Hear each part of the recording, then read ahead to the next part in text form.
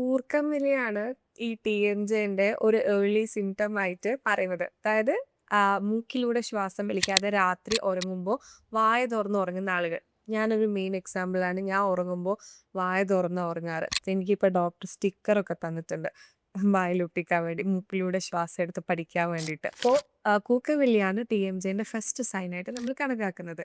ഇതല്ലാതെ ചില ആളുകൾക്ക് കൂർക്കവിളി ഉണ്ടാവാറില്ല എന്നും കേട്ടിട്ടുണ്ട്.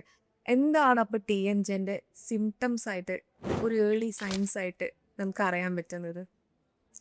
കൂർക്കമ്മലയും ടി.എൻ.ജെയും കൂടെ ഒരുമിച്ച് വരുന്നുണ്ടെങ്കിൽ അത് നമ്മുടെ താഴത്തെ താടിയിൽ പുറകിലേക്കായതിന്റെ ഒരു സിംറ്റം ആയിരിക്കാം.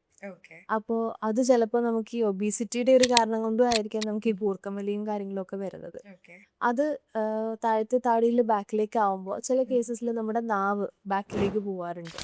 അപ്പോൾ അത് കാരണവും നമുക്ക് ഈ ബ്രീതിങ് ഇഷ്യൂസും കാര്യങ്ങളൊക്കെ വരാറ്. നമ്മുടെ ടി.എൻ.ജെയുടെ സൈൻസ് ആൻഡ് സിംറ്റംസ് പറയുമ്പോൾ first is that clicking sound. വായ തുറക്കുമ്പോഴും അടയ്ക്കുമ്പോഴും നമുക്കൊരു സൗണ്ട് കേൾക്കുന്നുണ്ടോ?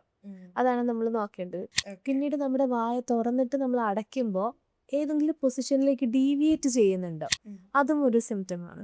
പിന്നീടുള്ളത് നമ്മുടെ താഴത്തെ താടിയിൽ നമ്മുടെ സൈഡ് പ്രൊഫൈൽ ഒന്ന് നോക്കുമ്പോൾ താടിയിലെ ബാക്കിലേക്കാണോ ഇരിക്കുന്നത്?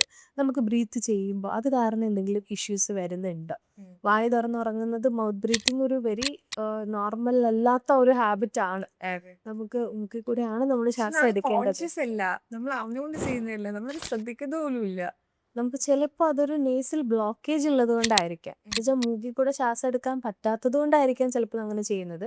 അങ്ങനെയാണെങ്കിൽ നമ്മൾ അതിൻ്റെ ഒരു ഒബ്സ്ട്രക്ഷൻ എന്താണെന്ന് കണ്ടുപിടിച്ചിട്ട് അത് റിലീവ് ചെയ്യണം. ഇനിയിപ്പോൾ നമ്മളതൊരു ഹാബിറ്റ്, ഒരു ശീലം കൊണ്ട് മാത്രമാണെന്നുണ്ടെങ്കിൽ ആ ശീലം നമ്മൾ മാറ്റാനും ശ്രമിക്കണം. അതിന് ഹെൽപ്പ് ചെയ്യുന്ന കുറച്ച് കാര്യങ്ങളാണ് ഓറൽ സ്ക്രീൻ പോലെയുള്ള അപ്ലയൻസസ്. മൗത്ത് ബ്രീത്തിങ്ങിനായിട്ട് ഹെൽപ്പ് ചെയ്യുന്ന കുറച്ച് അപ്ലയൻസും കാര്യങ്ങളൊക്കെ ഉണ്ട്. അത് കുറച്ചുകൂടെ ഹെൽപ്പ് ചെയ്യാൻ പറ്റും.